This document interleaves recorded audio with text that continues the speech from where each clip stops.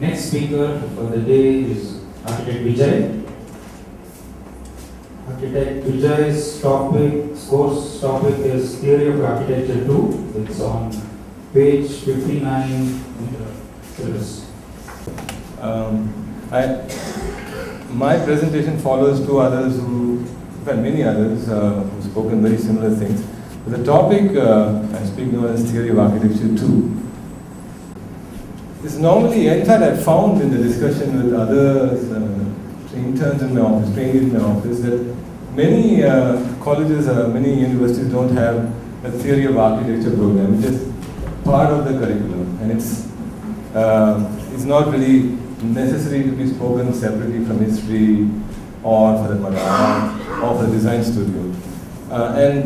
In some ways I do agree, but then what happens is that it gets kind of lost in the common language of discussions, and we don't get to actually look at what the practice is separately. So I mean, this is obvious. I mean, what we do is pretty much we're giving the tools to students before they enter the practice. It's almost like this when the intern comes to our office and is ready to start working, but really can we give him the tools to work?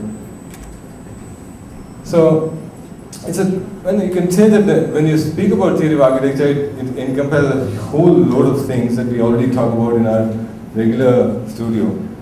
So I thought maybe then you have to look at what the objective of the BR program is. There might be a document that specifies that, but this document definitely doesn't have an overall objective, and I think it's probably important to note that whether it is agreeable or not.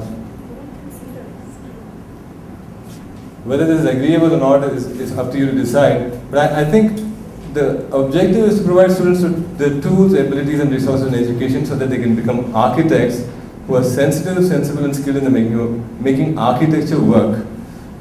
So then what is the objective of theory of architecture? So I'm thinking it's basically to look at the culture of people and the works of relevance to current day architectural practice in the context of issues, values, and positions, so that it can nurture a critical thinking and sensitivity to the social and ecological environment. Well, I'll come back to this. It sounds a little heavily loaded.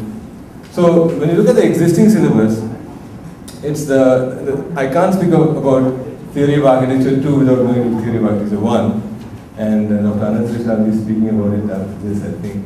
So I think I just mentioned that it's primarily the content is formal and organizational strategies of space form and construction. It's really, I don't know whether this is really a theory at all. It's more like a manual to understand architecture from a perspective that's been traditionally described in architecture schools. But really, is it theory that we're talking about? Is it something that